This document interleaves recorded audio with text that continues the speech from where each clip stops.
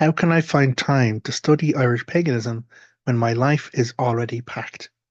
Well, Dagdi agus Fáilte. Hi, hello, and welcome. Jon O'Sullivan, Irish Pagan School. And this is a very common experience that a lot of people have when they approach their process of learning from us or learning from the content we have at the school. So I thought I'd just take a quick few minutes and give you an answer to these questions, including some particular tips on what you can do and some resources and recommendations, including a solo practice idea that you can integrate with your daily life. So, the idea of I don't have time, um, that is quite common, and it's one I use all of the time myself. But as my granny used to say, you can't have time unless you make time, and we are constantly making time. All of us are making time because of our choices that we are going through day to day. So, what we're choosing to do or choosing to not do is a choice around spending our time, and so each of us have the opportunity to find time or to make time if we feel passionate enough or enthused enough or encouraged enough. And so, what I'd like to start with is you can do this.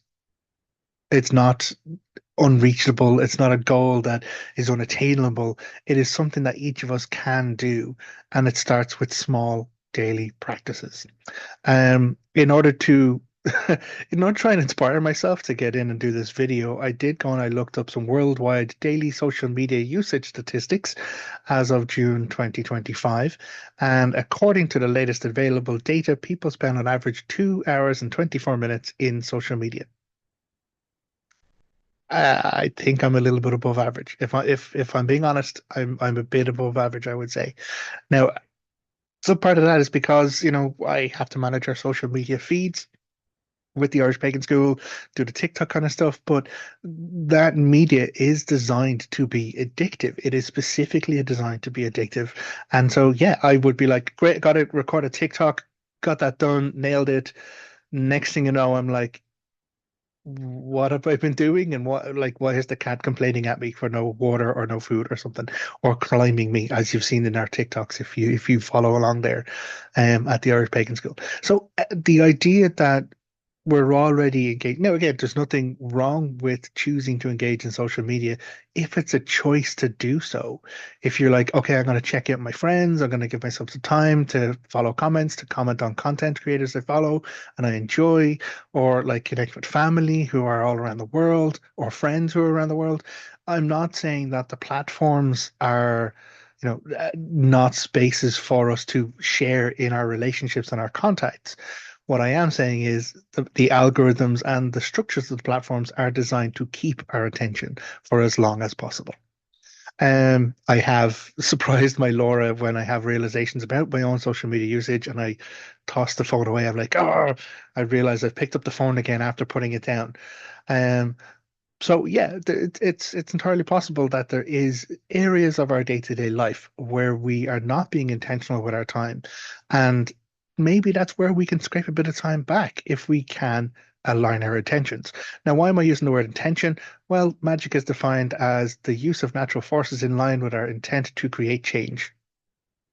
Intention has to be core in all of it. So I promised that I would give you some kind of key pointers in how to tackle this. So how do you find time if your day is packed? Well, it's about looking for opportunities to start with prioritizing what we call micro practices. Now, this isn't a large full moon ritual. This isn't a sit down at my altar or like a half an hour in dedicated prayer, write poem, read books, etc. This is like a 5, 10 minute kind of thing that you take for yourself, for your own spiritual well-being. It is, I'm going to go in and I'm going to light a candle. I'm going to take 3 deep breaths. I'm going to like cheers out and then I'm done. So I can jump in the car, head on where I need to get done, or get on with the rest of the next thing. You've still carved out that 5 minutes there to engage in some mindset and some practice for self or for your deity relationships, gods, guides, guardians, ancestors, or the energy of the world and the environment around us. Another great 5 to 10 minute practice, stepping outside. Putting your feet on grass, specifically on grass or plants, going to like having a plant in your natural environment in your space, anywhere you can engage with a bit of greenery, because that is engaging with the environment in which we live, the nature and the even if you're living in a city, even if you're in a built up area, it is possible to get and grow plants in your spaces, and including those as part of your practice is good for the plant because they absorb carbon dioxide and give out oxygen, which is why this particular one is here. My Laura bought this plant specifically because I'm an asthmatic, and this one is great for absorbing carbon dioxide and giving out oxygen. So there are ways to engage in our practices, and even just watering the plant, taking a bit of time, that can be part of spiritual practice. So the whole concept really is about blending our spirituality with our day-to-day existing routines. So we all have our routines. We all have our sequences, programs, habits that we follow every single day. Get up, brush teeth, shower, clothes on, go for a jog, go for a walk, sit in the office, make a coffee, make a tea, like whatever it is, you have a habit or a routine that you follow, like transport to work, public, private, whatever it is. There is stuff that you are doing day in, day out. And so the best way to prioritize or to make space for studying Irish paganism or any spiritual practice is link it to a routine, link it to a habit. So I have a habit of every morning I get my ass in the shower.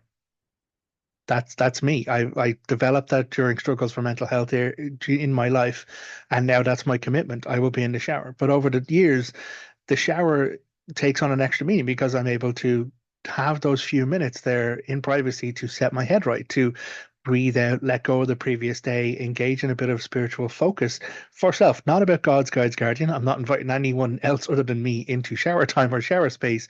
It is time for me to be fully focused on self and to let go of the past and to prepare myself for the day to come. So it's not a 20 half an hour scrub shower like that's weekend showers.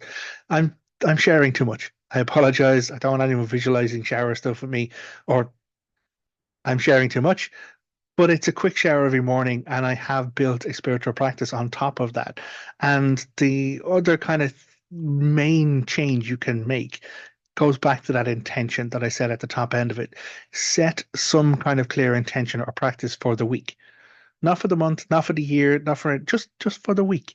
Oh, this week I'm going to do this one thing for 5 of the 7 days, like allowing yourself a bit of breakage for a day or two, or I won't do it at the weekend because I'm seeing the kids or grandkids or I whatever it is.